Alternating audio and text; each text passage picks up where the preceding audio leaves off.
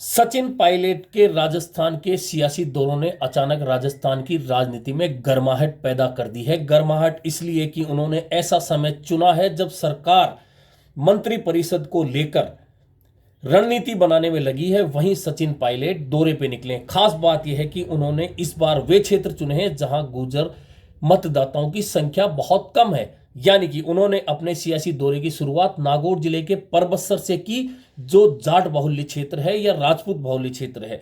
वहीं उनका अगला दौरा पीलीबंगा हनुमानगढ़ रहा, जहां भी गुर्जर मतदाता नहीं है। और उसके बाद वे झुंझुनू के गुढ़ा में किसान सम्मेलन कर रहे हैं। उनके किसान सम्मेलनों में उनका निशाना सीधे सीधे अपनी सरकार पर है और वे भावनात्मक मुद्दे छू रहे हैं। यानी कि पेपर लीक मसला। राजस्थान में 4 साल में 16 से 17 पेपर लीक की घटनाएं हुई हैं, जिससे युवा आहत हैं। युवाओं में गुस्सा है, आवाज उठ रही है, लेकिन सरकार की कार्रवाई वैसी नहीं है जैसी होनी चाहिए। हालांकि 2 मामलों में सरकार ने थोड़ी सख्ती करी है, लेकिन उसके बावजूद पेपर लीक की घटनाएं लगातार हो रही है।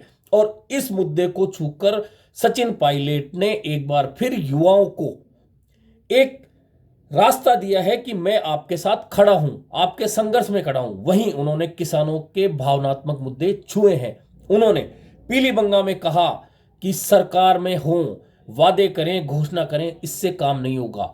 हमें सीधे सीधे उन मुद्दों का परमानेंट हल ढूंढना होगा। और पीलीबंगा में उन्होंने एक बहुत कांग्रेस की दुखती रग पर हाथ रखा, और वह हाथ यह था कि उन्होंने कहा कि क्या कारण है कि शीला दीक्षित दिल्ली में लगातार 15 साल मुख्यमंत्री रहती हैं, तरुण गोगोई असम में लगातार 3 बार मुख्यमंत्री रहते हैं, राजशेखर रेड्डी लगातार 2 बार आंध्र के मुख्यमंत्री रहते हैं। लेकिन क्या कारण है कि राजस्थान में हर 5 साल में सत्ता बदल जाती है और सत्ता रिपीट नहीं हो सकती।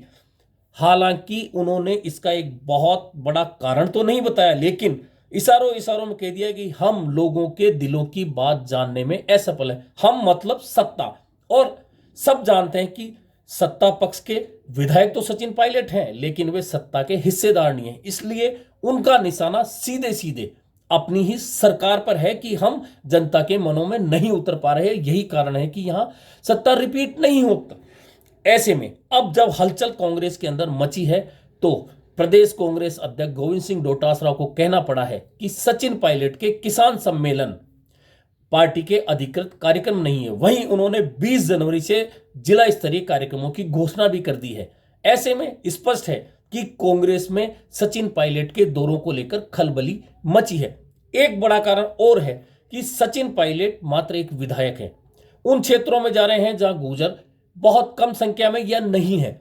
इसके बावजूद बड़ी संख्या में लोग उनको सुनने आ रहे हैं, वह भी तब जब प्रशासन और सत्ता का उनके कार्यक्रमों से कोई लेना देना नहीं है। यानी कि सत्ता के कार्यक्रम होते हैं तो साधन भी लगते हैं, प्रशासन भी लगता है, लेकिन सचिन पायलट के दौरे उनके समर्थक नेताओं और कार्यकर्ताओं की ओर से प्रायोजित हैं। ऐसे में उन दौरों में भीड़ उमड़ना भी कांग्रेसी खेमे में हलचल मचाने के लिए काफी है। यह महत्वपूर्ण बात यह है कि उन्होंने अपना दौरा शुरू करने से पहले पंजाब जाकर राहुल गांधी से मुलाकात की, सुखजिंदर सिंह रंधावा जो राजस्थान के प्रभारी हैं उनसे मुलाकात की। तो स्पष्ट है कि उन्होंने अपने दौरे के बारे में उन दोनों नेताओं को बताया है। ऐसे में उन पर यह टैग भी नहीं लगाया जा सकता कि वे सत्ता का विरोध कर रहे हैं। और यह भी सच है कि उनके भाषणों में भावनात्मक मुद्दे तो हैं, लेकिन अपनी सरकार पर वे सीधा कोई निशाना नहीं साध रहे। लेकिन चूंकि यह पता है कि राजस्थान में अशोक गहलोत और सचिन पायलट के खेमे हैं, ऐसे में चुनावी वर्ष में सचिन पायलट के दौरे ज्यों ज्यों बढ़ेंगे, वैसे वैसे सत्ता पक्ष और कांग्रेस संगठन में बेचैनी भी बढ़ेगी। क्योंकि चुनावी वर्ष में हर दौरे का, हर भाषण का, हर बयान का एक मतलब होता है और जनता वह मतलब बखूबी समझती है। ऐसे में इस शीतलहर के बीच सचिन पायलट के दौरों की गर्मी जो अभी शुरू हुई है, आगे जाकर पाली, दौसा, कोटपुतली, बगरू और अन्य क्षेत्रों में जब वे निकलेंगे और जिस तरह से उनके कार्यक्रमों में भीड़ उमड़ रही है, उसमें सत्ता पक्ष में बेचैनी होना स्वाभाविक है। वहीं देखना यह है कि इस पूरे दौरे को कांग्रेस आला कमान और राजस्थान के प्रभारी किस रूप में लेते हैं और क्या सचिन पायलट को उनका हक मिलता है या फिर यह चुनावी लड़ाई और तेज होने वाली है।